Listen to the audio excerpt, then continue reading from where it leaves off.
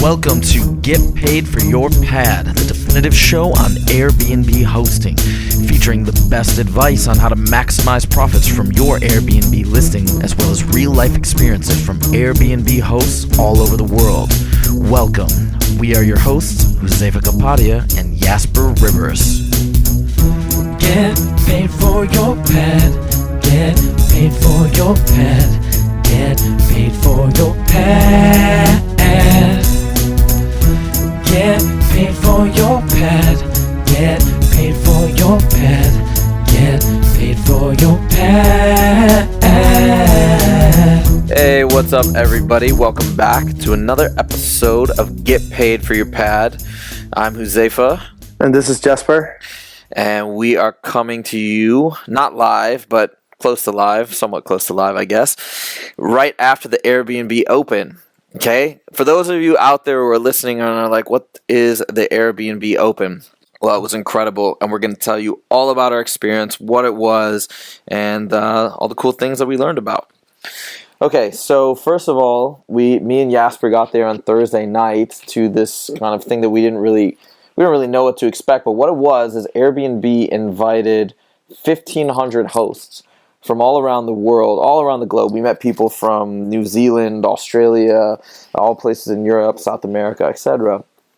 They'd all come to San Francisco for the first ever Airbnb Open, and it was essentially part party, part educational, where you could learn about all different things about hosting and give feedback, etc., and part just sort of mingling and connecting and networking.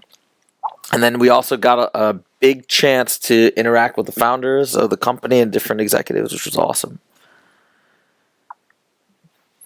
Yeah, and it was a really cool experience. There's 1,500 hosts from over 40 countries.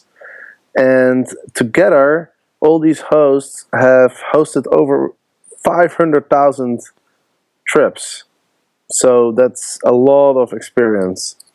And there were a lot of cool speakers. Chip Conley, the head of hospitality of Airbnb. Fred Reed, former CEO of Virgin America. Of course, the founders, Brian Chesky, Joe Gebbia, and Nathan were also there. We had Jonathan Middenhall, the CMO and the former CMO of Coca-Cola. And then there was Joe Zeddy. I think his nickname is JoeBot. He's actually responsible for the Airbnb website. So he's responsible for all the different aspects of the website, the functionality, design, etc. So it's cool to see him talk about some of the improvements that are coming up. And it's a funny story, by the way. So everybody calls him JoeBot, and that's because one of the founders, his name is Joe Gebbia. So there was already a Joe at the company. So they had to find a new name for him so that people wouldn't get confused. So they called him JoeBot. And it was a really cool experience. So we actually had a chance to meet Brian Chesky in person and gave him a copy of our book. And he told us he actually listens to the podcast sometime, and he's a big fan of the intro tune, which made Josefa very, very happy. Hey, the other cool thing was that's exactly what was great about it is that they spoke and they gave presentations, but then they were available for people to chat with. I mean, we had a conversation with Nate. We had a conversation with Brian, of course. I know a lot of people were chatting with the CMO and Joe. So all these different people were there not only just to present information, but to interact and sort of gather feedback and learn what's going on. So it was really cool. Yeah, and there was tons of things on the agenda. There was like host-to-host sessions where hosts were explaining other people how to be a better host and how to like all sorts of tips and tricks. There was a super host panel. There was a sort of a Airbnb fair where all these different Airbnb-related companies were presenting their products, and some of them you might heard about. We had Guesty and Beyond Pricing on our podcast before, so you might be familiar with them. And then some other things were a company that creates electronic locks that you can use and there's a company they're called, I believe they're called Nest, and they have this really really cool automated home device where you basically you control your whole home from your iPhone, like the temperature, the locks, even the music, and whether the fridge is on, and etc. So there's a lot of cool shit going on there. Yeah. And not to mention, they had a lot of interesting drinks. They had some really good food. Actually, the last night that we were there, they had dinner served in these sort of little like copper metal pots where one level had Brussels sprouts and potatoes, one had this awesome beef dish, one had a salad, stuff like that. So, there was a lot of knowledge and a lot of information, but it was also really fun. And they really took care of us. So it was a great time, a great weekend. We learned a lot. And probably the best stuff that we've taken away, which Jasper is about to go into, is we got a whole list of new features and improvements that you can expect coming up in Airbnb, either in the near future or some that are already live now. So, Jasper, I'll let you take it away and jump through those new additions. Yeah, and I have to say that I was quite impressed with the improvements that Airbnb announced, and I'll go into all the different ones, but I'll start with the two things that I thought were really really cool. First of all, they're gonna implement a section where you can get insights into market seasonality. So what that means is, every city has varying demand.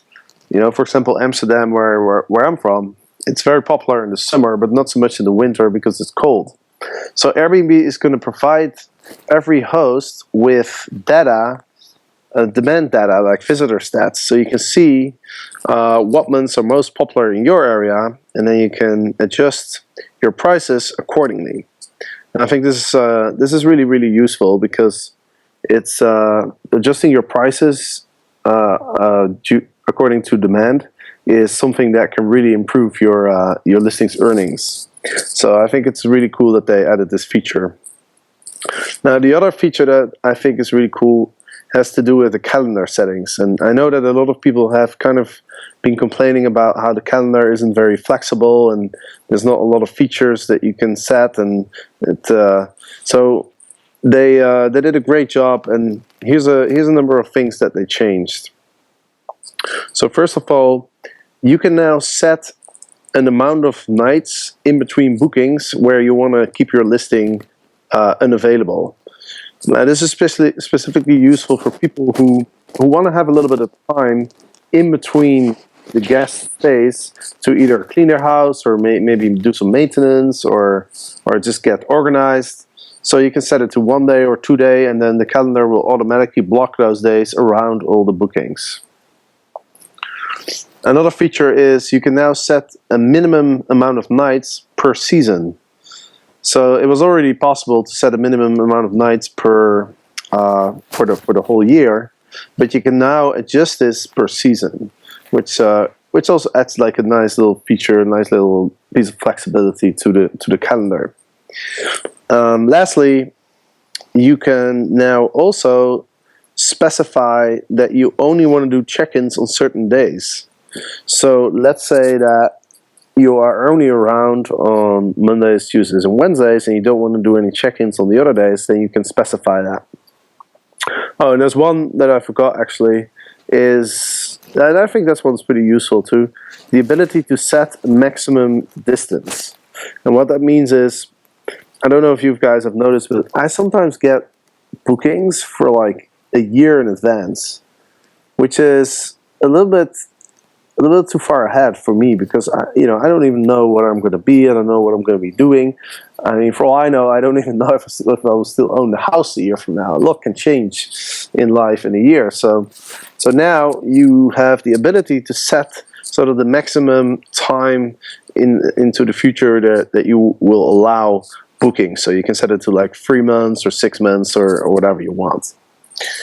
So all in all, some really cool features for your calendar to give you more flexibility on how you want to set your availability. Now I'll quickly go into some other features that are coming up.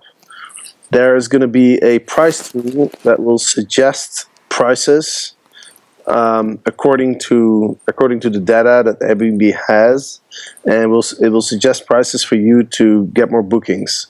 So, for example, let's say maybe you don't have a lot of bookings coming up right now, and the Airbnb algorithm will look at your pricing and will suggest that you lower your prices by a certain amount, or maybe higher your prices. So that's cool as well. They're going to also improve the messaging tools, and they didn't really specify what exactly, but I'm hoping that it's going to be we're going to be able to attach documents to our messages, because that's something that I find kind of annoying, that you can't do that anymore. Now that you can't see the actual email address of your guest, you can't attach any information to a message on the Airbnb platform. So the way I go around this, I just upload a document to Dropbox, and then I send my guest a link. But it would be cool if you can just attach documents in the messaging tool. They also promise to work on having better guests through improved profiles and improved guest education, which is obviously great for us hosts. If our guests are a little bit more educated on what Airbnb is, what they can expect. Because I think some of the negative experiences that we have as hosts is because some people don't understand that Airbnb is different than a hotel, that you can't expect like 5-star hotel service in somebody's house or apartment. And when expectations are inaccurate, that's when guests get dissatisfied, and it results in negative experiences. So I think it's good that Airbnb is looking to educate their guests a little bit more, so that they know better what to expect. Some other things, they're going to improve the speed of the mobile app. Some people have been complaining that it's a little slow.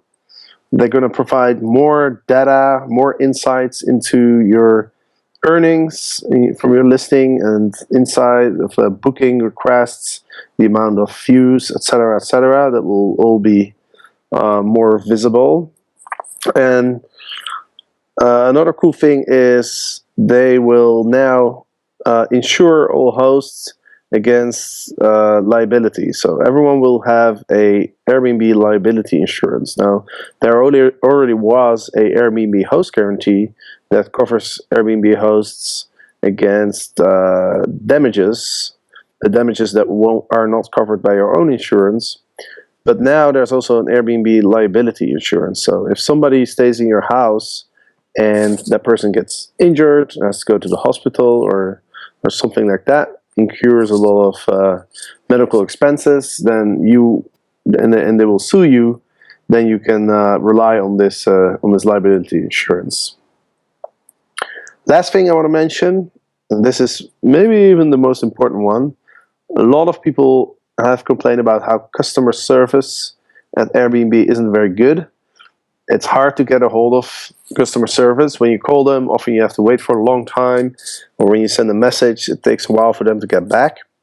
Well, they've hired 500 extra customer service representatives, and the total amount of representatives is now 1,100. And the goal is to answer 80% of the calls within 90 seconds. And they're actually pretty close to that. So I think in the future, people who will have to contact customer service will have a much better experience than in the past. So all in all, I think there's a lot of good improvements, and I'm really looking forward to seeing this all implemented on the Airbnb platform.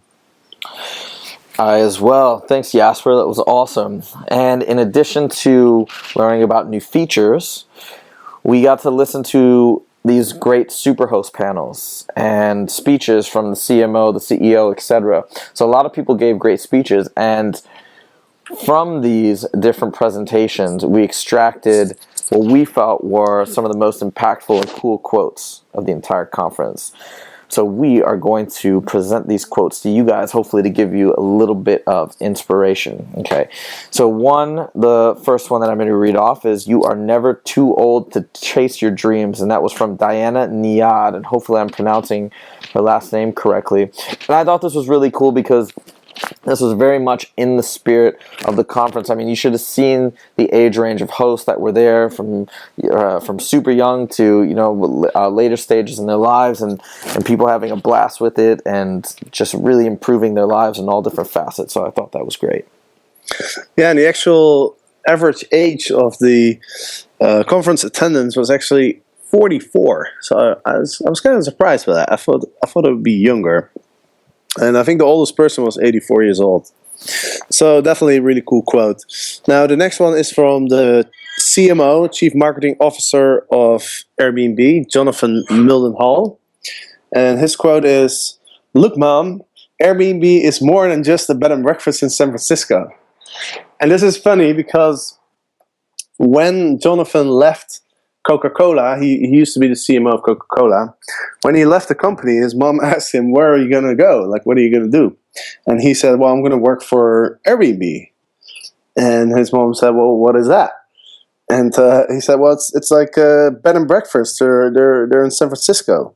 So his mom thought that he was actually going to work for a single bed and breakfast in San Francisco, which he obviously wasn't too excited about. And of course, just in going along with the joke, he took a selfie while giving the presentation with all the hosts in the background. Be like, "Hey, check it out, 1,000 people here." It's pretty funny.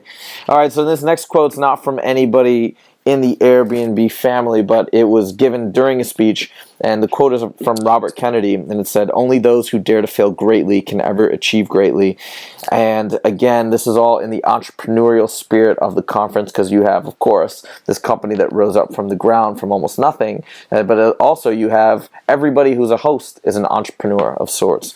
I thought this was a great one, and good timing, good fit.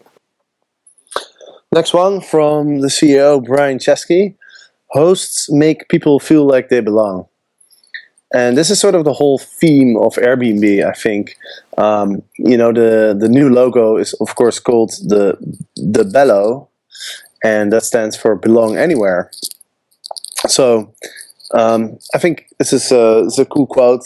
The Bello is a cool new symbol. They actually had a giant version at the conference. We actually talked to the guy who created it, and it was a very sort of popular spot for people to take pictures, and obviously we took one as well. Another quote from Brian Chesky as well is, "People thought we were crazy." Now this has to do with the story of the beginnings of Airbnb, when they first had the idea and they were trying to get the company going, and Brian had left a fairly good job in Los Angeles. And I'm going to go more into the story a little bit later for those of you who aren't familiar, because it's super fascinating. And this quote actually reminds me of another quote.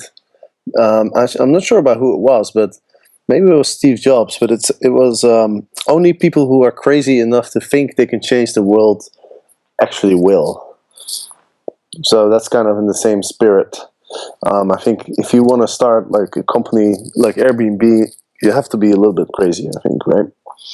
So the next one: "Every permutation of humanity is going to come through your door at some point. And that's a beautiful thing." And this was, I'm not sure who it was, but I think it was by one of the super hosts.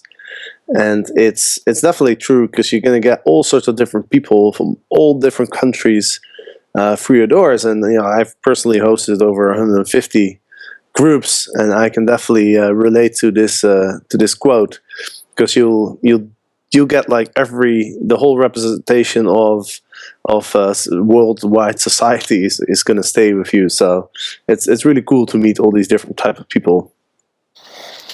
All right, and the next quote is from a super host named Soraya, with amazing positive energy, really sweet woman from India. She said, "If you cook a special dish from the country that you live and give them meaning the guest, them the best advice possible, they love it." And she's a super host. She's been doing this for a long time, and she's just so sweet. So you can tell that's coming from a genuine place. Next one comes from another super host. His name is Peter. He's from London, and he will actually be on our podcast pretty soon. And his quote is, "The personal touch of the handwritten note is so much nicer than an email." And I think that's totally, totally true. Because what makes Airbnb different from a hotel is the personal, attention and the local information that you can provide to your guest.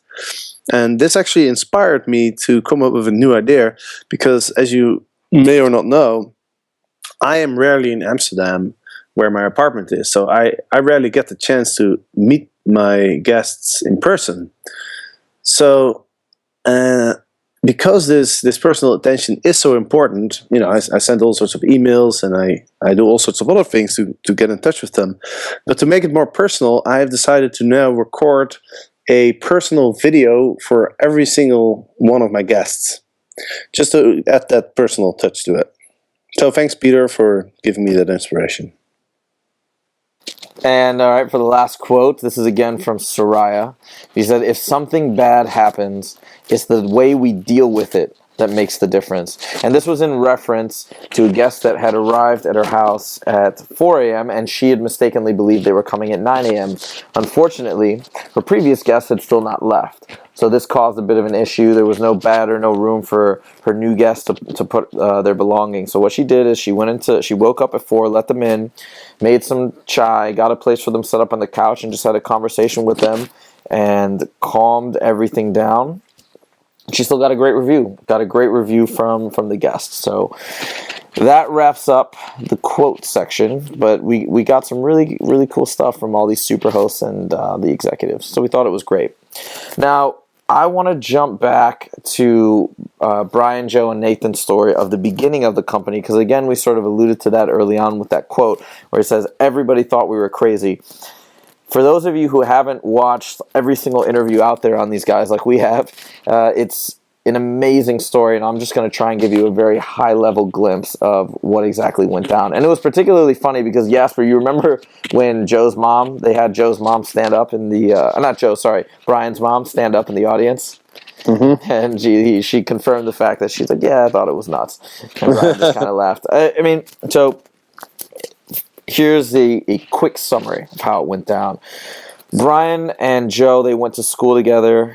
They were studying design, and that's how they got to know each other. They were doing some different, they were in charge of some different like athletic events and stuff like that. And they were very proactive, I guess, in their school and their community. Well, then Brian ended up moving to LA to work for, I believe it was some sort of it was a design role, but for some sort of like an insurance company. I can't remember exactly. But he came out, started working there, realized pretty soon after that he just didn't like it, didn't really like LA that much. And so he packed up and he moved up to San Francisco where Joe was. And they started forming this idea for the company.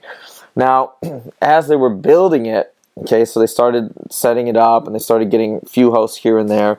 They decided they need a technical guy to come on board, and that happened to be their friend Nathan. His last name is very difficult for me to pronounce, but Nathan, he's basically the CTO of the company. So they came on board. Now, there was a period at this time where these three guys, the company was making $200 a week, I believe. Is that right, Jasper? Yeah, that's right. So they're making $200 a week. And not only that, they had no investors. They tried to talk to people. Nobody was interested. They thought the idea was going to go nowhere. They ended up racking up around $40,000 in credit card debt, because that's how they were funding themselves. They were just going through a credit card, maxing it out, getting a new credit card over and over and over. As they were doing this, one of the ways that they actually made some money, it was during the 2008 presidential elections. It was, when it was, if you guys can remember, Obama versus John McCain. And they had this idea to make cereals themed after the two presidential candidates. So the cereal that they made for Obama was called Obama O's. The one for McCain was called Captain McCain's. And just a side note, the Obama O's sold out. The Captain McCain's, they ended up not selling at all. And through this funny venture, like, they designed a really cool cereal box, because again, they're designers, and then they just started selling it, and they were a massive hit at the Democratic National Convention. They sold a bunch, made around like 40,000, essentially got themselves out of debt. And then after that, when he tells the story, it's really funny because they were still struggling, still in debt. and then they used the Captain McCain's as food to eat. So they just started eating the cereal to keep themselves going for a long time.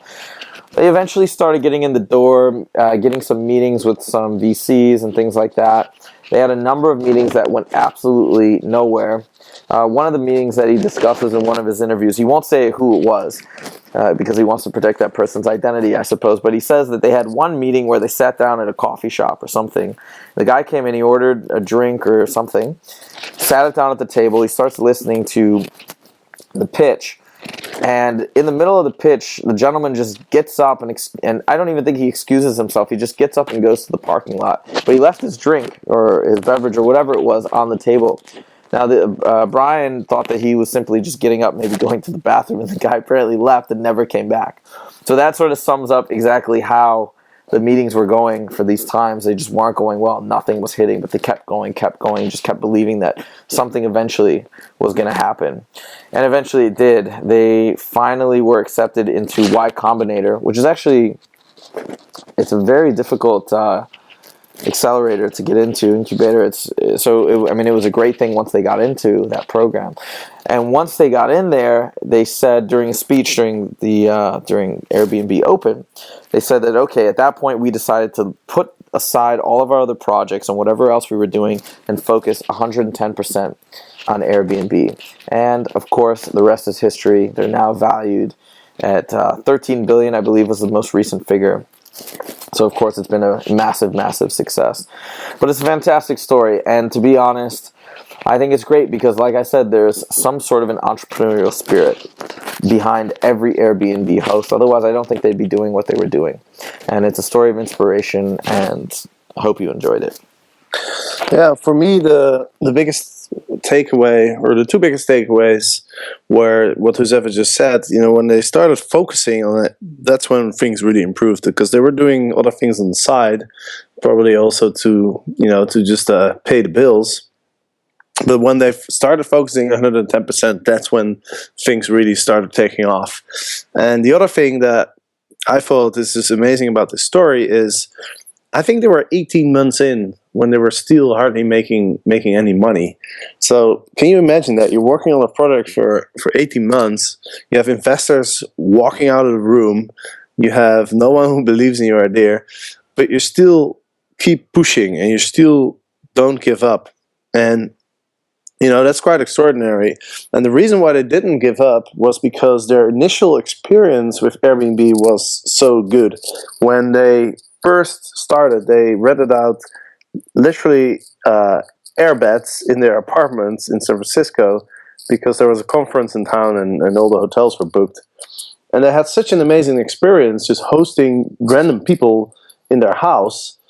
And they made so many friends, and it was just so great that they thought, if we can have other people have this experience, then it's just got to be a success at some point. So their experience was so positive that they were just convinced that it was going to be a success at some point. The question was just like, how do we tell people? How do we convince people that this is cool? And unfortunately, eventually they managed to do that. Awesome. So I think we've covered everything that we wanted to cover. Zepha, do you have any final thoughts? It was super fun. That's all I want to say. And for any of you guys who get a chance next year, they announced it at the conference next year. It's going to be in, drumroll, Paris. So that's going to be pretty awesome. Of course, it's a huge market for Airbnb hosts. But yeah, so next year should be even better, I imagine. But it was a blast. It's just a great bunch of people. And this year there were 1,500. When they opened how do you say that? When people can sign up. Within 4 hours, it was all the tickets were gone. So I think next year in Paris, they already said that they were going to have more people. I don't know how many it's going to be. Maybe it's going to be 2,000 or 3,000. But anyway, make sure that if you do want to go to this event next year, you got to make sure that you know when they are going to open the tickets, and you got to make sure you're fast, because it's probably gonna sell out really quickly again. So with that, we have come to the end of this episode. I hope you enjoyed it. I am going to write a article on the Airbnb Open with pictures and sort of more details on all the information that we've gotten and the experiences that we had. So make sure to check out getpaidforyourpad.com/blog. It will be up in a few days. So make sure to check it out. And also we have some other really cool articles on there as well that will give you some advice and some insights into Airbnb hosting. And as always, Monday and Thursday there will be a new episode. Last week it was so hectic for us that we actually didn't manage to getting the episodes live, so sorry about that. But from now on you can expect a new episode every Monday and Thursday. So of course, if you want to learn more about Airbnb hosting, you can buy our book on Amazon.com. And you can also go to getpaidforyourpad.com, where you can download the first few chapters for free, and you can also download the audiobook for free. If you prefer to listen, go to getpaidforyourpad.com/audio-book, and there you will have the opportunity to get the audiobook. So with that, thank you all for listening, and we'll see you soon. Get paid for your pad. Get paid for your pad. Get paid for your pad. Get paid for your pad. Get paid for your pad. Get paid for your pad.